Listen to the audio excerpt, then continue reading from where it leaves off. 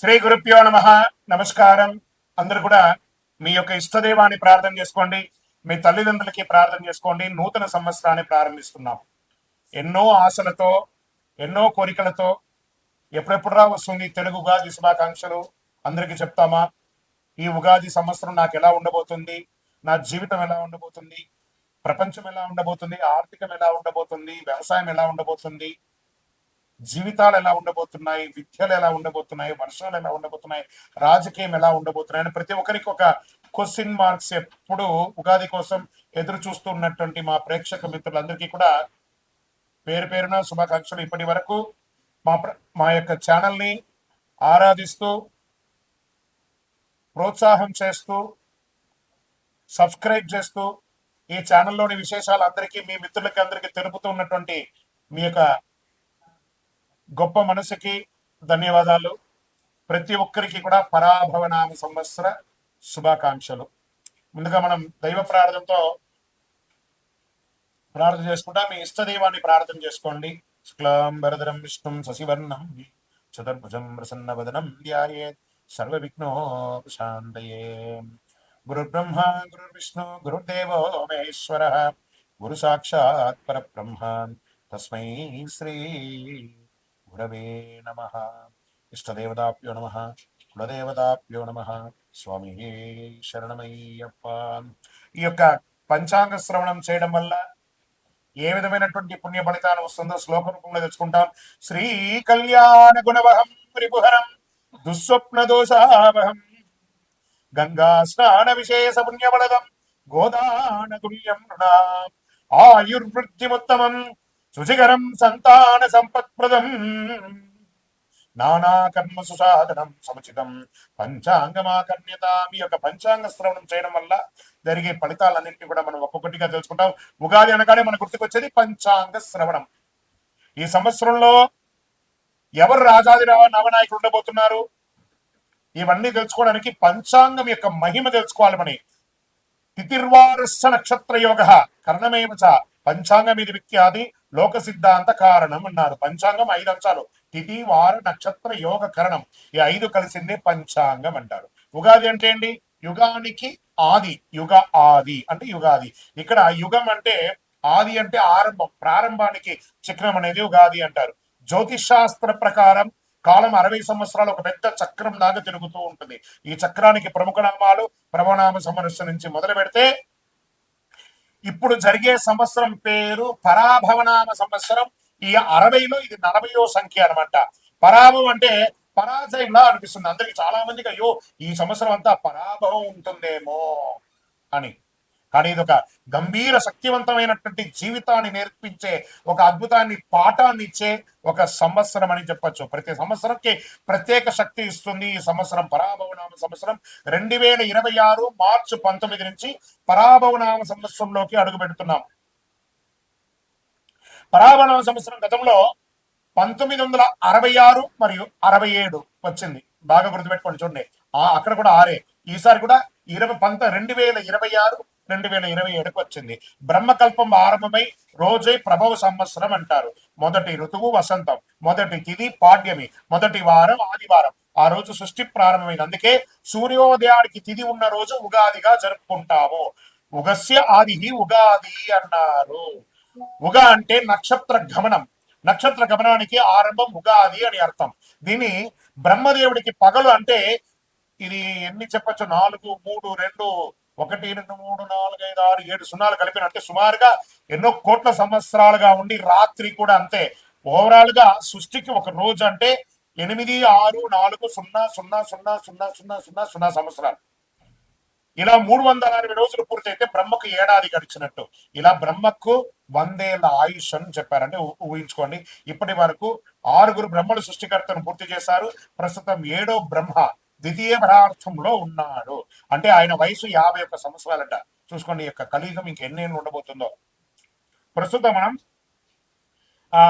మనం యొక్క వైవస్వత మన్వత్తరం కలియుగంలో ఉన్నాం. శ్రీ మహావిష్ణువు మత్స్యావతారంలో సోమకాసురుడు అనేక రాక్షసుని సంహరించిన, వేదాలు రక్షించి బ్రహ్మకు అప్పగించిన రోజు ఉగాది అంటారు. శ్రీరామచంద్రుడు, విక్రమాదిత్యుడు, శాలివాహనుడు పట్టాభిషేకులయ్యారట ఈ ఉగాది రోజే. వరాహమిత్రుడు జాతికి పంచాంగాన్ని అంకితం ఇచ్చినటువంటి రోజు కూడా ఇదే రోజు అంటారు. తెలుగు సంవత్సరాలు 2026లో రాబోతున్న సంవత్సరం పేరు పరాభవనామ సంవత్సరం. మళ్ళీ మళ్ళీ ఈ పరాభవనామ సంవత్సరం గురించి చెప్తున్నాం. ఈ యొక్క 26, 27 పరాభవ సంవత్సరంలో అర్థం యొక్క పర ప్లస్ భవ. పర అంటే వెలుతురు, బాహ్య శక్తులు. భవ అంటే వ్యవధి, ఉనికిని చూపేది. పరాభవ పరబాహ్య ఆశ్రయానికేలో అహంకారం కూలిపోవడం అని అర్థమే కానీ పరాభవం అంటే ఓటమి కాదు. బాగా గుర్తుపెట్టుకోండి. మనలో ఉన్న అహంకారం, కామక్రోధ లోభ శీర్షాడంబాల దుర్గుణాలన్నింటినీ దురిపేయడం అనమాట. అదే ఈ యొక్క పరాభవంలో అహంకార మాయ భ్రమలో ఉన్న వారికి పరీక్ష సంవత్సరము అని కూడా చెప్పచ్చు. కలియుగ ప్రమాణం 4,32,000 సంవత్సరాలు. శ్వేత వరాహ కల్పమంతుడు 7వ అయినటువంటి వైవస్వతంతుడు 28వ మహామండలి కలియుగ ప్రథమ పాదంలో 5,127 అనమాట. ఇది ప్రభవాది సంవత్సరాల 45 సంవత్సరం చాంద్రమానం స్వస్తి ప్రాభవనం సంవత్సరంగా చెప్పబడింది. ఇది ఎలా ప్రారంభమవుతుందో కూడా చెప్తా చూడండి. కలియుగ శతాబ్దంలో 5,127. శ్రీ ఆదిశంకరాచార్యులు ఉద్భవించినటువంటి 2,097. శాలివాహన శతాబ్దములు 1948. పసలి శతాబ్దములు 1436/37. ఫిజరీ శతాబ్దములు 1448-49. శ్రీ రామానుజాతిలో 1009. ప్రస్తుతం 26-27 2026-2027 ఉగాది అంటే మార్చి 19 చైత్ర శుద్ధ పాఠ్యం. ఈ రోజు పరాభరణ సంవత్సరం ప్రారంభం. చాంద్రమానాన్ని అనుసరించి జరుపుకునే ఈ యొక్క పండుగను కేవలం తెలుగు రాష్ట్రాలే కాదు, బెంగాల్, కేరళ, పంజాబ్, మహారాష్ట్ర, అస్సాంలో ఘనంగా జరుపుకుంటుంటారు. గడిచిన సంవత్సరం అందించినటువంటి విజయాలు నూతన సంవత్సరంలో కొనసాగాలి. గడిచిన ఏడాదిలో ఎదుర్కొన్నటువంటి ఇబ్బందులు నూతన సంవత్సరంలో ముగింపు పనికి కోరుకుంటూ ముందుగా పరాభవనామ సంవత్సర శుభాకాంక్షలు ప్రేక్షక మిత్రులందరికీ. గురువు 7వ ఇంటిలో, అక్టోబర్ 31 8వ ఇంటిలో, జనవరి 25 తిరిగి 7వ ఇంట్లోకి వస్తున్నారు గురు భగవానుడు.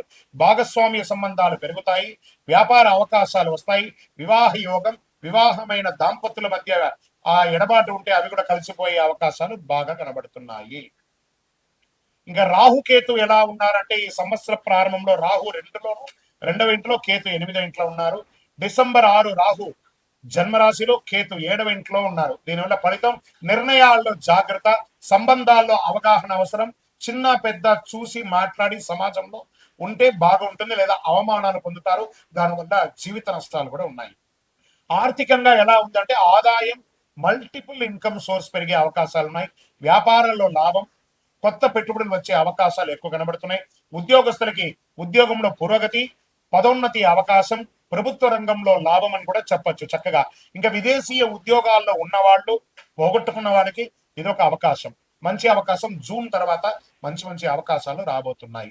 ఇంకా ప్రైవేట్ రంగంలో ఉద్యోగస్తులకి కొంచెం మిశ్రమ ఫలితంగా కూడా కనబడుతుంది. ఇంకా వ్యాపారంలో ఉన్న వాళ్ళకి స్పెక్యులేషన్, షేర్ మార్కెట్ బాగా కలిసి వస్తుంది. మ్యానుఫ్యాక్చరింగ్ రంగం వారికి చాలా మంచి మంచి ఫలితాలు రాబోతున్నాయి. ఇంకను రీటైల్ రంగం వాళ్ళు ఉంటారు చూసారా, కిరాణము, ఎలక్ట్రానిక్స్, అన్ని రీటైల్స్, ఒక్క రీటైల్ కాదు, ఎన్ని రీటైల్స్ ఉంటే అన్ని రీటైల్స్ వారికి కూడా ఇది అనుకూలమైనటువంటి సమయం అని కూడా చెప్పవచ్చు. ఈ ఆరోగ్య పరంగా మోకాళ్ళ నొప్పి, స్కిన్ రిలేటెడ్ అలసట, వ్యాయామం లేకుండా ఉండడము, దీనివల్ల ఒబిసిటీ పెరగడము, ఇలాంటి అవకాశాలు ఆరోగ్యపరంగా ఉన్నాయి. శస్త్రచికిత్స కూడా అయ్యే అవకాశాలు కనబడుతున్నాయి. జాగ్రత్త పడండి అని కూడా చెప్పచ్చు. ఇంకా ఉద్యోగపరమైనటువంటి ప్రయాణాలు, వ్యాపారపరమైనటువంటి ప్రయాణాలు, విద్యాపరమైనటువంటి ప్రయాణాలు, ఆధ్యాత్మిక ప్రయాణాలు, వీటన్నింటిలో కూడా మిశ్రమంగా ఉంటుంది. మీ విలువైనటువంటి ద్రవ్యాలని, వస్తువుల్ని జాగ్రత్తగా పెట్టుకోవాలని కూడా చెప్పడం జరిగింది.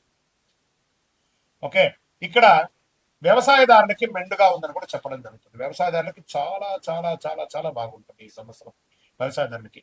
ఇంకా డాక్టర్స్, ఐఏఎస్, ఐపీఎస్ సెక్టార్ రంగ వాళ్ళు, సర్వీస్ సెక్టార్లు, ఈ న్యాయవాదులు, తర్వాత డిఫెన్స్ లో ఉన్నవాళ్ళు, జవాన్స్, వీళ్ళకందరికీ కూడా చాలా మంచి సమయం అని కూడా చెప్పచ్చు. కానీ పై అధికారుల దగ్గర కాస్త జాగ్రత్తగా ఉండవలసినటువంటి సమయం వచ్చింది. ఇంకా నక్షత్ర వారిగా ప్రయాణాలు అని చూసుకుంటే ఉత్తరాషాఢ నక్షత్రం 2, 3, 4 పాదములు గౌరవం పెరుగుతుంది, ఉద్యోగ పురోగతి పెరుగుతుంది, నాయకత్వ లక్షణం పెరుగుతుంది. రాజకీయ నాయకులుగా ఉన్న వాళ్ళకి ఇదొక మంచి సమయం అని కూడా చెప్పచ్చు. శ్రవణ నక్షత్రంలో విద్యల అభివృద్ధి, కుటుంబ సంతోషం, గృహ సౌఖ్యం అనేది పెరుగుతుంది. ఇంకా ధనిష్ట నక్షత్రం వారికి 1-2 పాదాలకి ధనలాభం, కొత్త అవకాశాలు, వ్యాపారాభివృద్ధి, రాజకీయాభివృద్ధి, సమాజంలో పలుకుబడి పెరుగుతుంది. ఇంకా అదృష్ట సంఖ్యలు 5, 6, 8. అదృష్ట రోజులు శనివారం, బుధవారం. అదృష్ట రంగులు నీలం మరియు పచ్చ. మరి పరిహారాలు ఈ సంవత్సరం చేయవలసినటువంటి పరిహారం: శని భగవానికి శని పూజ చేయాలి, తైలాభిషేకం చేయాలి, గోపూజ చేయాలి, రుద్రాభిషేకం చేయాలి, ఇష్ట దైవ ప్రార్థన చేయాలి. మీ కులదైవంకి దేవాలయానికి వెళ్ళి మీ వయస్సు ఎంత ఉందో అన్ని లెక్కతో ఒత్తులు మట్టి ముక్కుల్లో వేసి నువ్వుల నూనెతో దీపం వెలిగించాలి. ఇంకనూ శక్తివంతమైనటువంటి పరిహారం, అతి శక్తివంతమైనటువంటి 48 రోజులు పూజ చేసినటువంటి చండీ సుదర్శనవాలు చేసి సుబ్రహ్మణ్య భుజంగా చేసినటువంటి కరుంగాణిమాలను ధరించండి. జన వశీకరణ పొందండి, గ్రహదోషం తొలగించుకోండి, ఆటంకాలన్నీ తొలగి ఆరోగ్యంగా ఉండండి. ఇంకను మీ వ్యక్తిగత జాతకం తెలుసుకోవాలనుకుంటున్నారా?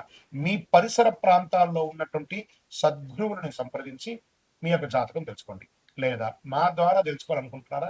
మా డిస్ప్లేలో కనబడుతున్నటువంటి నంబర్కి మీ పేరు, date of birth, time of birth, place of birth, గురుగారు ఈ నూతన సంవత్సరం మాకు ఎలా ఉందని తెలుసుకోవాలనుకుంటున్నామని టెక్స్ట్ చేయండి, కాల్ చేయకండి. మా అడ్మిన్స్ మీకు రిప్లై ఇస్తారు. విజయోస్తు.